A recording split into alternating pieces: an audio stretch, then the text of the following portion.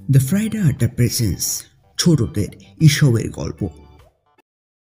একই দোষ নিজের থাকতেও অপরকে অভিযুক্ত করা হাস্যকর। এক নেকড়ে মেষের পাল থেকে একটা মেষ ধরে মেরে নিয়ে যাচ্ছিল নিজের ডেরায়।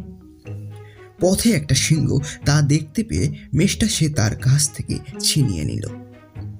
নেকড়ে একটু দূরে দাঁড়িয়ে বেশ জোর গলায় সিংহকে বলল, আমার জিনিস এমনি করে কেড়ে নেওয়ার তোমার কোনো অধিকার নেই।